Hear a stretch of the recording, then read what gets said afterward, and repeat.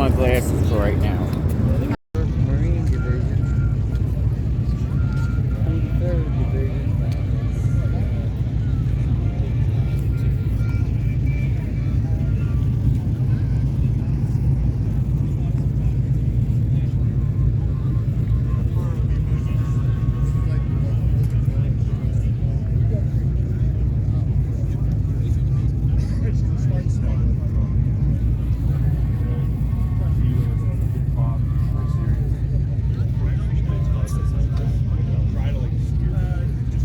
This is the Pacific Theater.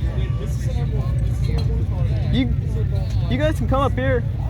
I'd say it was like an experimental type gun that the Marine Corps had to try and fill the gap because they didn't have as many Thompsons. Yeah. Thompson cost about $200 to make during the height of the war, and you could mass produce them in a factory. But they pretty much all went to the Army first. The Marines all Morning. Best challenge.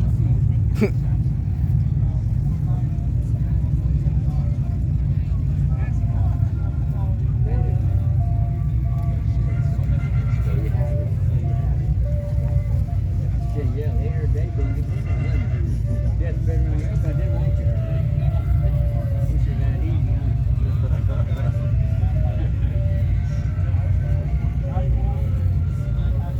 Who's your favorite?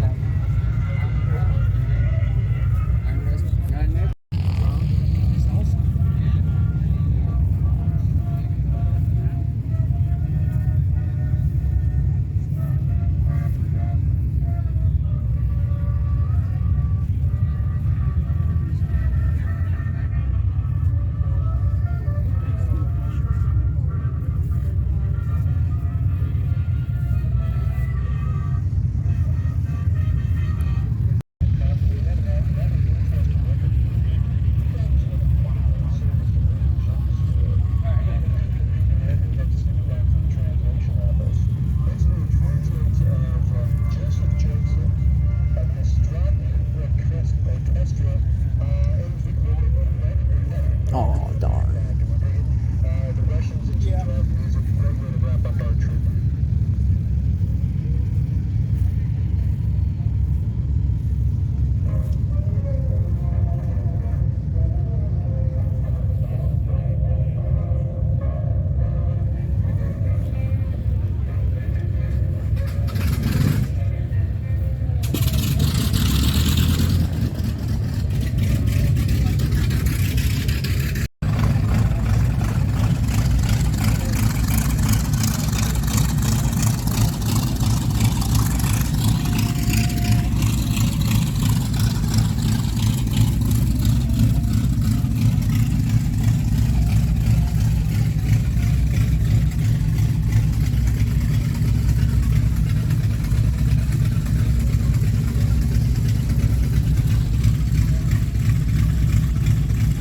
You guys can read it if you want. We're at the Mid-Atlantic Air in Reading, PA. This is their World War II weekend. This is the chapel here.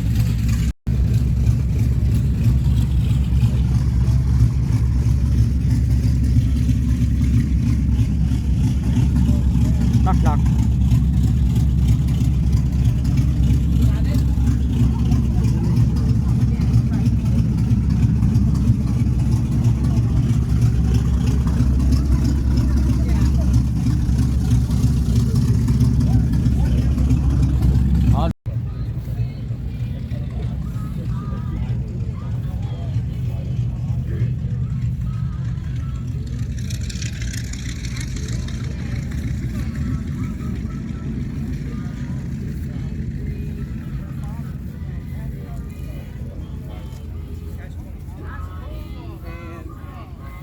he had a big white cigar holder. I still have mine. Yeah, I'm good. I have mine for breakfast. Nick.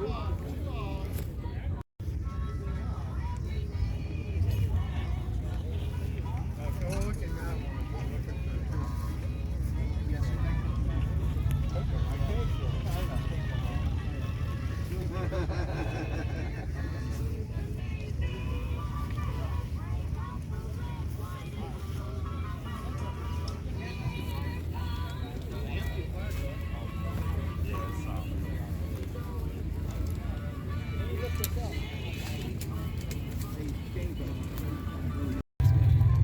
it really made him mad that a little tiny company in Butler, Pennsylvania beat out his concept design and test. Oh, yeah. Oh, it made him live it.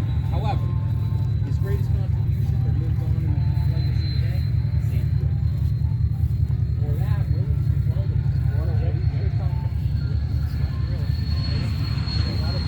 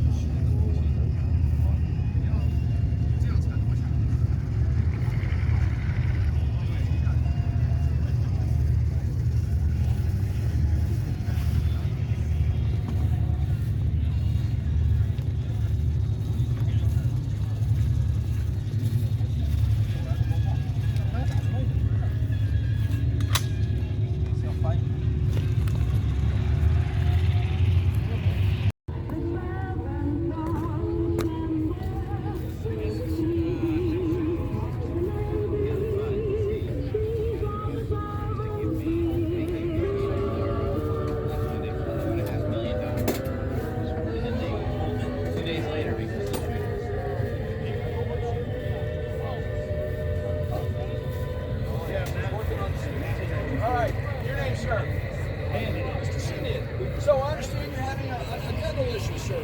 Can you leave for a second? All right, sir. I want you to lean back and breathe right there. I want you to say ah. All right, lean back, say ah. There you go.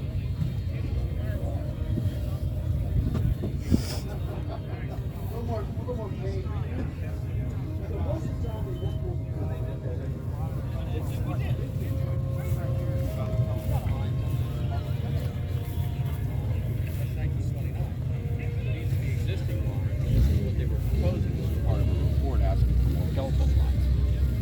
underwater cable is expensive shit. Yeah.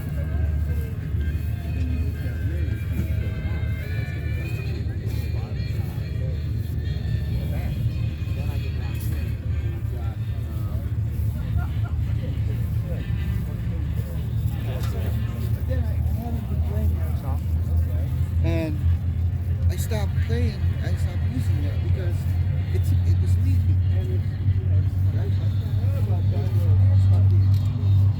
I got these guys, 3 guys perfectly on my site. They couldn't go. How you doing?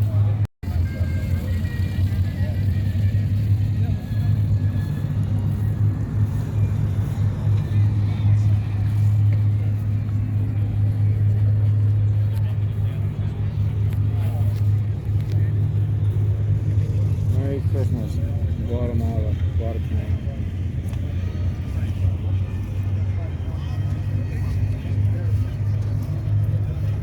The shelter house here. This man didn't take his edible.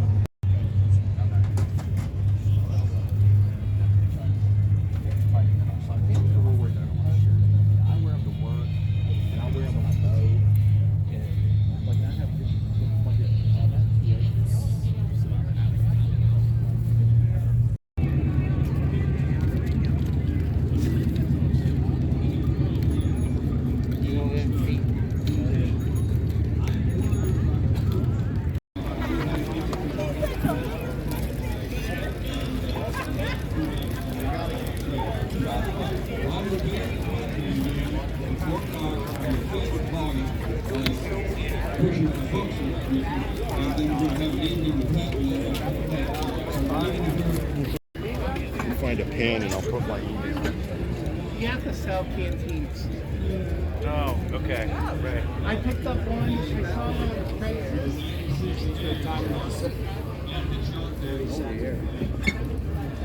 Oh. Holy. And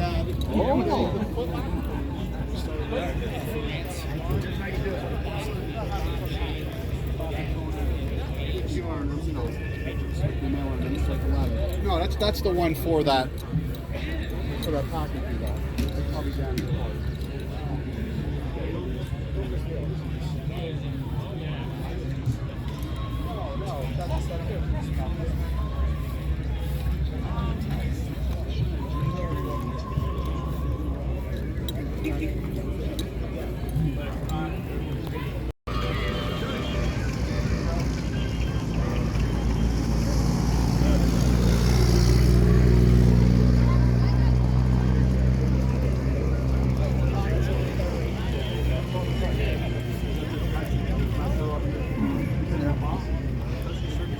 They were running through smoke. Yeah. They take the company out on the gun.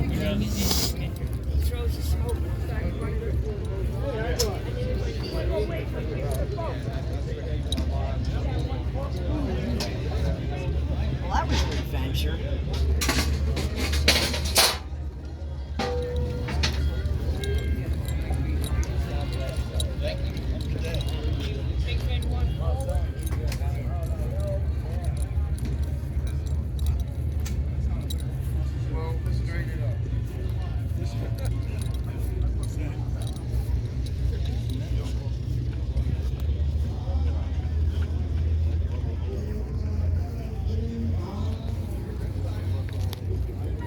This is what this section is.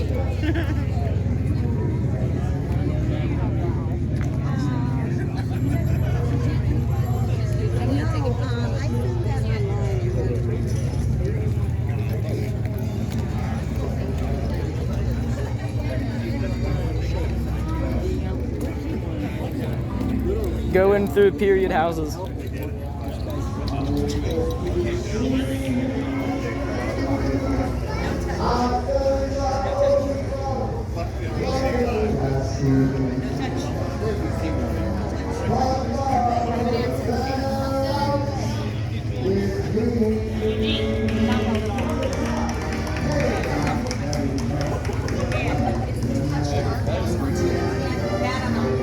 Sorry, ma'am.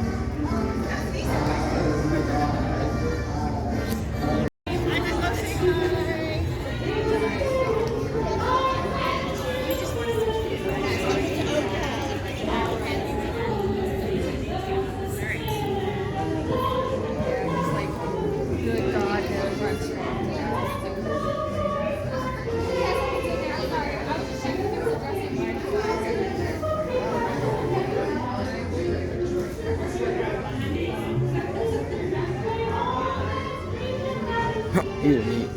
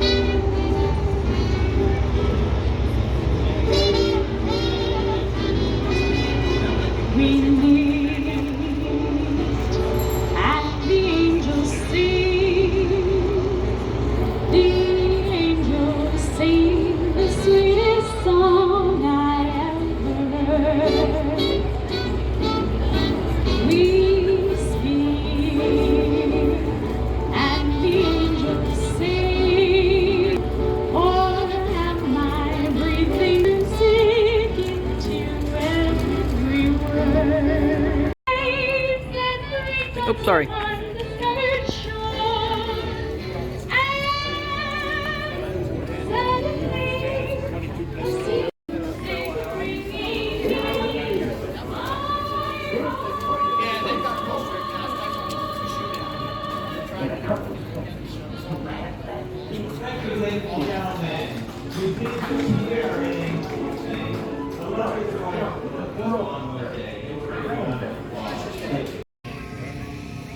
Cool rally, only big neck.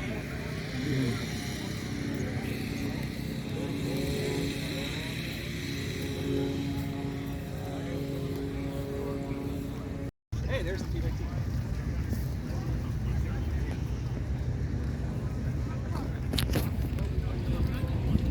Go over here.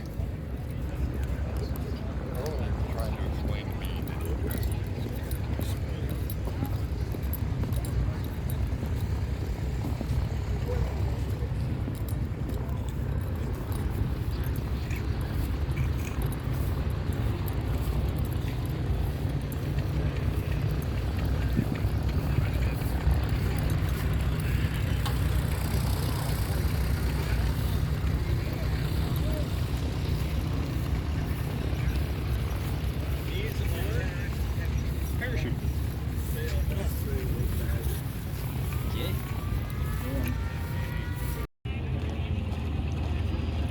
Automatic response, you go running up. In fact, this is a quote, if you know Gene Rowe from Band of Brothers, they said this about him. He was there when he was needed, and how he got there, you often wonder. And that was our medic. Now on the beaches of Normandy, we really couldn't set up aid stations. We thought the casualty would be a lot lower than it was. So you're doing emergency, trying to get the bleeding to stop. You can either pull them back. Sometimes Higgins boats and boats that were carrying tanks and trucks, they did impromptu surgery on there. But the most part, they try to drag him up to the bluffs and decide what's going to go on, if they're a casualty or not, whether they could be saved.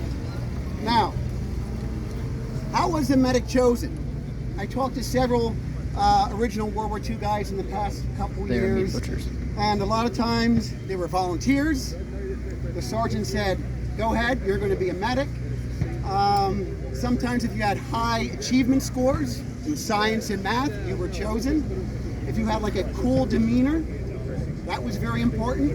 And this is what I found interesting. If you worked on a farm and butchered, you were used to seeing a lot of blood, bone, and guts. So that was a good pick. Now, once they were picked, how were they trained? Well, we do have, every soldier is issued a basic field manual first aid for soldiers. Now, whether they read it or not, I don't know. A lot of times they were taken under wings by experienced medics and they learned on the field. That's why they wanted someone who is not high strung. I'm surprised I'm a medic.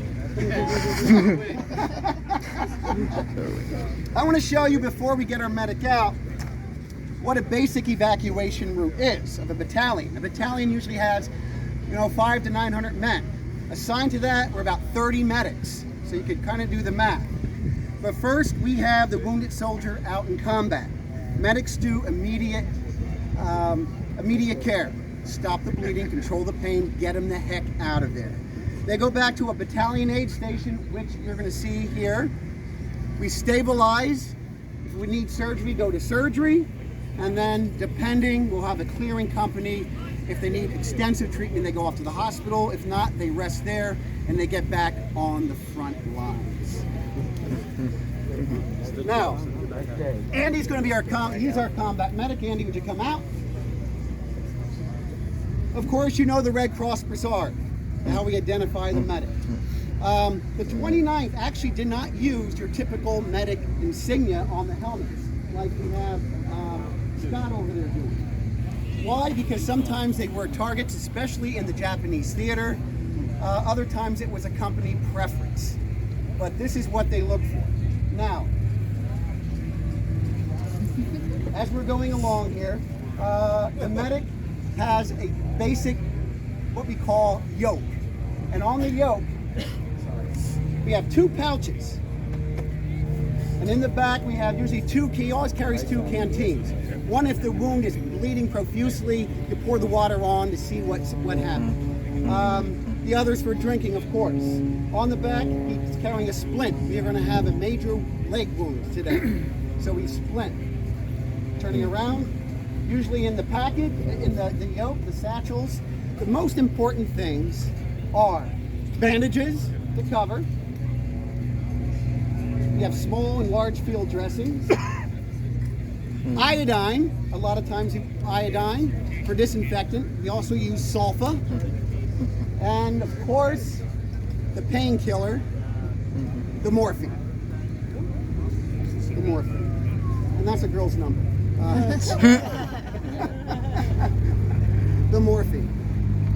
other things in there, certain pills for analgesics, quinine, all kinds of different things that you would find in a regular pharmacy that he would carry. But those are the three most important things.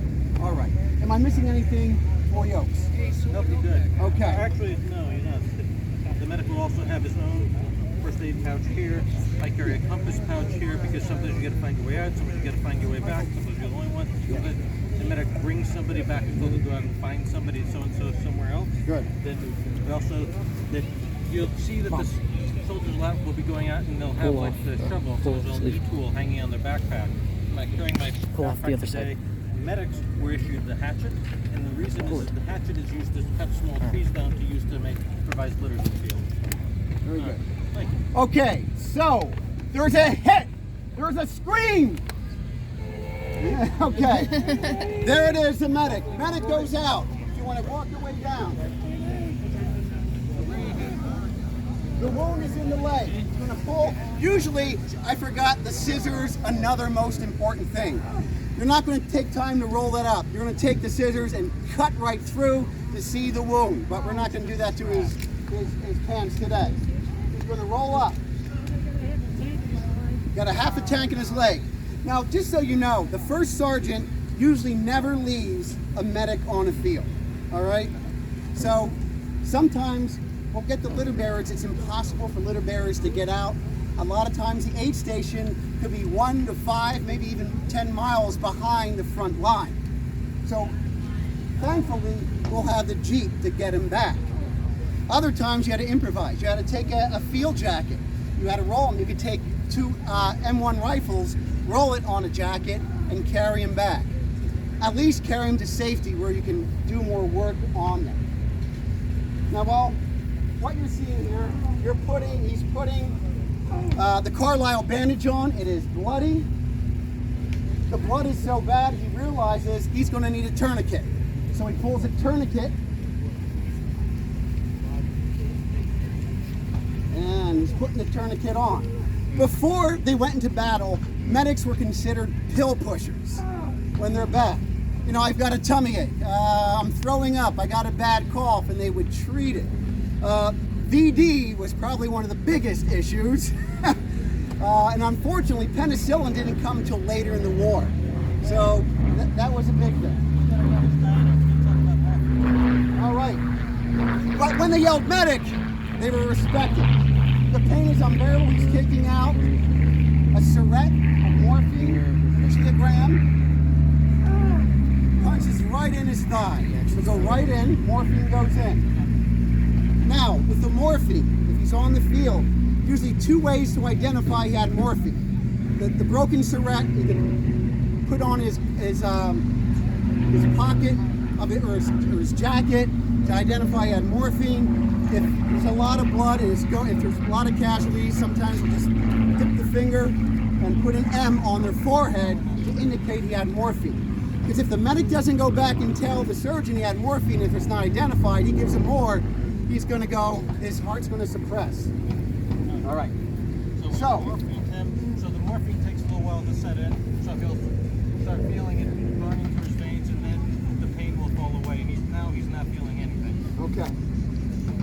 Well, he obviously is a major break in his leg. He'll call for a litter team. Litter. A litter is a stretcher. We call them litters. We're going to put it. We're going to assist him putting the splint on and getting him into the litter.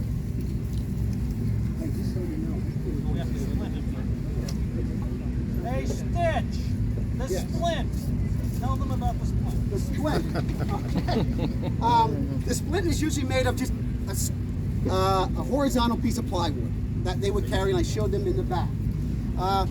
Sometimes in the field, if they didn't have that, they had to improvise. They would take 2 scabbards off their M1 and put scabbards there and wrap it around. Sometimes they just found sticks. If they're in the woods, you had to improvise. When you're under fire, you're running around, you had to do what you do. And you only had so much on you. You could carry only so much.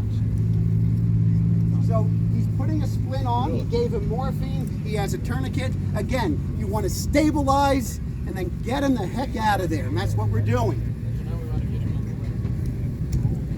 It's great if we have a Jeep to transport back. We're gonna play that scenario. Jeep comes in. They called for the litter team. We're gonna pick him up. Here he goes. I've seen litters put in the back. They would rig a litter in the front sometimes too. I've even seen them like bunk beds, which I can't imagine them driving through terrain. Now, obviously, he looks like he's going into shock. He's becoming pale. His heart rate is beating. We're going to put plasma in.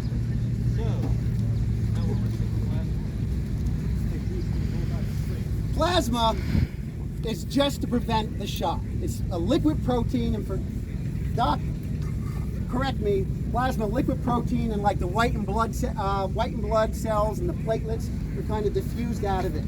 All right, it's just to give him hydration so he doesn't go into shock. Now, when he comes back, we could get him a blood transfusion. We'll have him hanging in the OR. All right, he's in. A lot of times, it's in. The Jeep driver gets in. They're driving back. One of the litter bearers will hold the plasma in the air until he gets there. But I can't imagine going through dirt roads, brush, everything is probably bumping like crazy. And a lot of the other little bear will kind of keep it down, holding them, talking to him, giving him some type of moral support. All right, he's back to the battalion aid station, triage.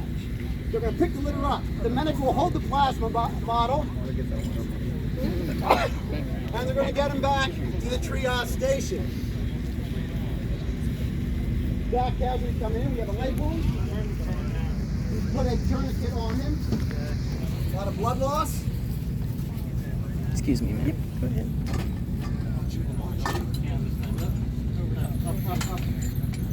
He's stabilized.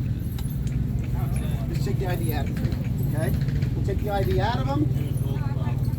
Oh, okay, no, we have the plasma going here. My bad.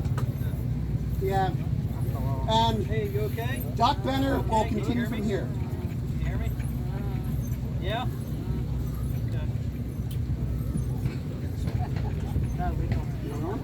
I'm trying to get the move for you. You're fine. I want to make sure the tourniquet's even tighter so it's not the bleeding. Looks like we got a fractured femur. So we're going to split the femur and we're going to get him to surgery as soon as we can.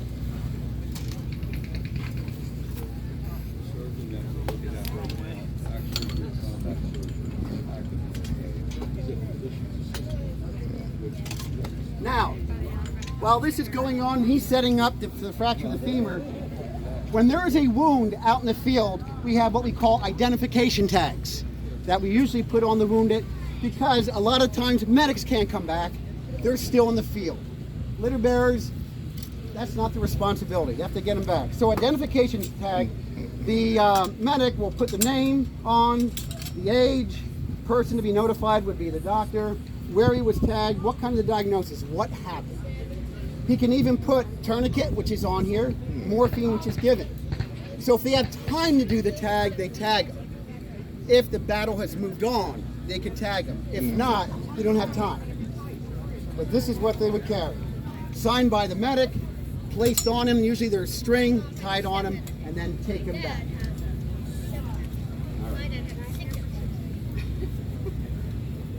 While that's going on, they're taking blood pressure, of course,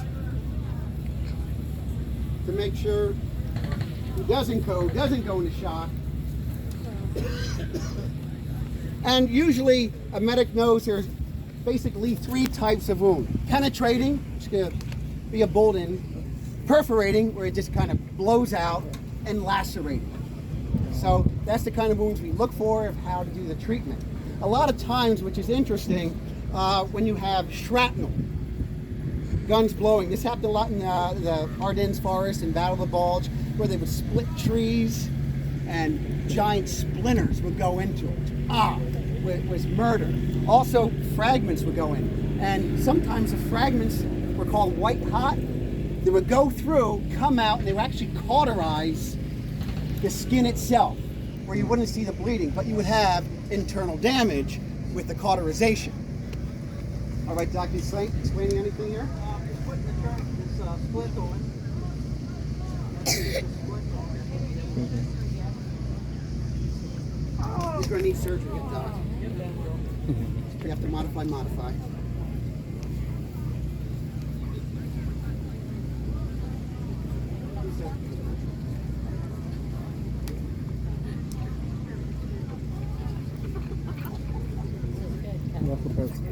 I can't.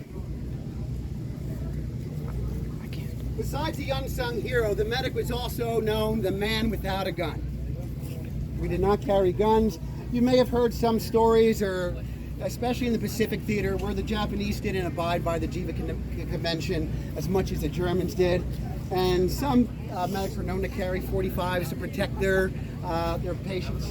But for the most part, the man without a gun. Our casualty rate was very high.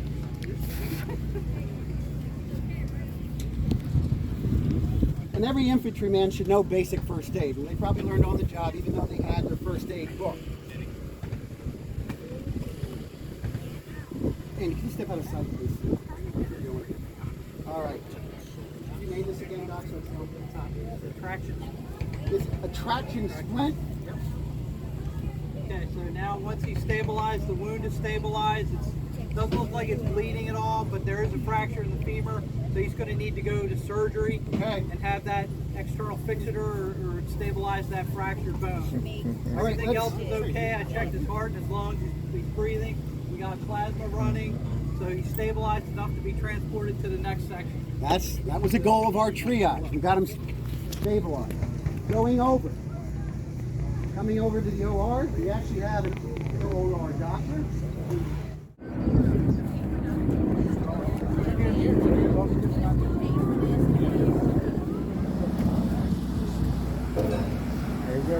I should tighten my belt up. It's, the only reason it kind of sags is because I had my M41 on. Alright, see what he does.